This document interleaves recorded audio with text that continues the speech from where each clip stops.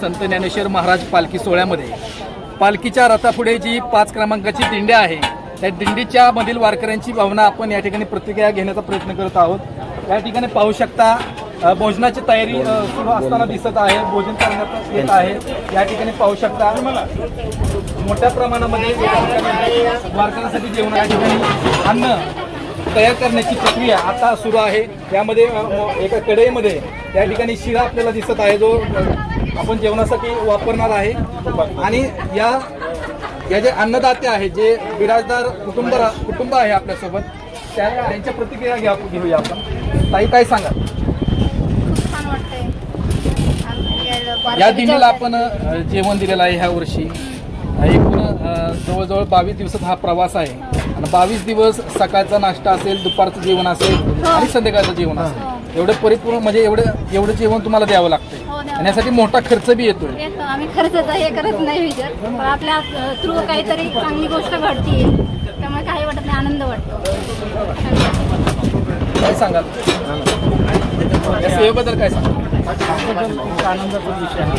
आपल्या तरी निमित्ताने सगळ्यांसोबत एक सहभाग म्हणून आपल्या तरी निमित्ताने एक छोटीशी मदत म्हणून आनंदाचा विषय माऊलींसाठी सगळ्यात पहिलंच वर्ष। या दिंडीमध्ये 500 ते 600 लोक आहेत आणि या सर्व लोकांना आपण जेवण देतो ते त्यात एवढा आनंद आहे।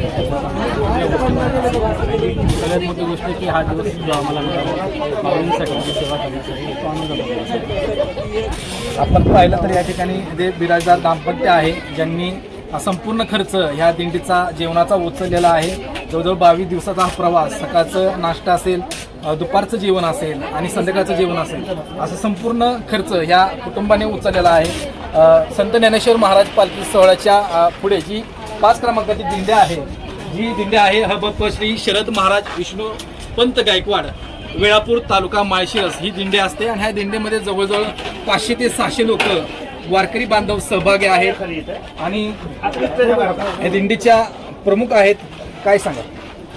नाव सांग। राधाबाई बालाजी पडोळे, कोण बोलणार आहे? राहणार डिग्रस तालुका उदगीर जिल्हा लातूर। कोण बोलणार आहे? जेवण देण्याचा आनंद वाटतो, छान वाटतंय। वर्षालाच देतात, दरवर्षी 19 वर्ष झालं आम्ही देतात। हे जे बिराजदार दाम्पत्य आहे यांच्याशी आपलं नातं काय आहे? त्यांनी संपूर्ण हा जेवणाचा खर्च त्या आमची छोटी बहीण आहे, त्यांनी आमच्या मार्फतच दिले। मुंबईला राहतात, त्यांनी सगळे दोघं बी मुंबईलाच राहतात। यंदा त्यांनी दिल्या, पहिला वर्ष आहे त्यांचं। जेवणामध्ये कोणकोणते पदार्थ असतात? जेवणामध्ये जामुन राहतात, बलशाही राहते, राजा राणी नुकती राहते। आपण नेहमी जे घरचं जेवण खातो, भाकरी भाजी असेल, साधी भाजी भाकरी, असेल, परत आता वारीमध्ये तुम्ही पुरी खाताय, म्हणजे तुपातला शिरा खाताय, अशा प्रकारचं जेवण असतं। मग काही शरीराला त्रास होतो काय? नाही नाही, काही त्रास होत नाही। छान तुपाचा शिरा आहे, आपलं घरचं बनविलेलं तुप आहे, घरूनच घेऊन आलं, सगळं छान। आम्ही सांगलीहून आलो, मी जलसंपदा विभागात कार्यरत आहे। आमच्या सांगलीतून आम्ही जवळजवळ सगळ्या लेडीज 20 जण आलेला। इथं आल्यानंतर मला खूप आनंद वाटला, खूप छान झालं। इथं लातूरच्या लोकांच्या बायकांच्या ओळखी झाल्या आणि त्यांच्यासोबत आम्हाला बरंचसं काही ऐकायला मिळालं। आम्ही इथं प्रसाद वगैरे देतो